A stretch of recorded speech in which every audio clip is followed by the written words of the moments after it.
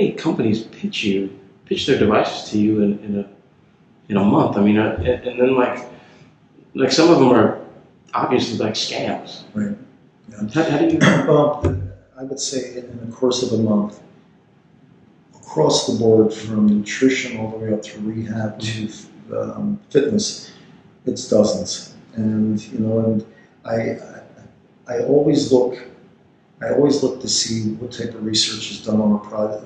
If something catches my eye, what type of research was done on it? Mm-hmm. Is it like level 1 research where okay, that I worked on 1 or 2 guys and it worked, and it could be anything you see out there. But if you work this, you're going to grow your hair back. Well, I've tried that; it doesn't work. I'm just teasing. Second, but then I look for level 5 research, because that's the research that's been chewed up, spit out by a lot of smart people than me.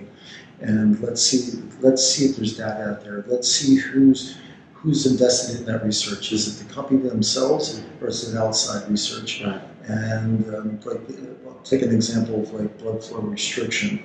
That's the new craze for both fitness and rehab.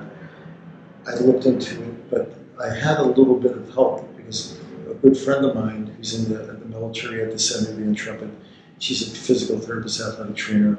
The military was using it for 3 years, and there was tons, and I'm literally saying tons. I got binders about 6 inches thick of research, credible research on it. And she said, Jimmy, you got to try this. And and I looked into it, took the course, and I won't look back on it, because, and then it's just going like wildfire. It's really good. But it's really up to the individual, that you just can't. It's nothing's different than the 1800s, when the snake oil guy would come around and say, this is going to cure all. Right. Because there's a lot of people that are salespeople, want to sell you, so they can say, I'm working with your club, this club, that club. But you know what? You're doing yourself an injustice. You're doing your players, you're doing your patients an injustice if you don't do research before you even think about it. Right. Yeah, I can imagine. I mean, and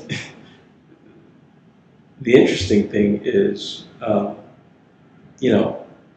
folks might have a good product, but it just might not work with hockey. And the other side of folks that develop a device, it's like, do you know who your target customer is? I mean, so do you make decisions based on, you sort of decide whether or not you're going to engage a company that has a product based on how they perceive what they build, even if you think it's good or not? Does that ever happen? I'm sure it's happened. Yeah. Sometimes you're in those modes that, okay, let's just take a look at it and go with it. It's like anything else. Players will bring a lot of things to you. Right. Because players, I mean, you've been there, you've probably seen your teammates do it. That hey, I was sold this, and this, and it's like you're Ulysses, and the sirens are all around you.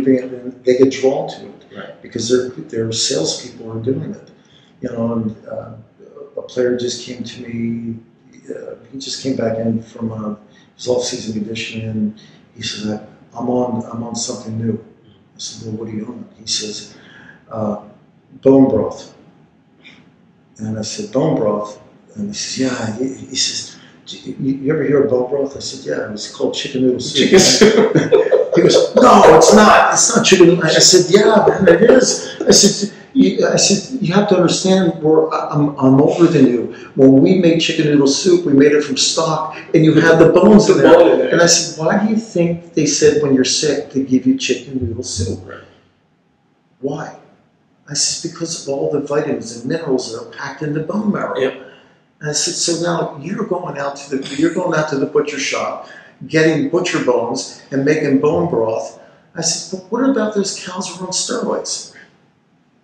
I said, "Where do you think that steroid is being stored at?" "Not in the bone broth."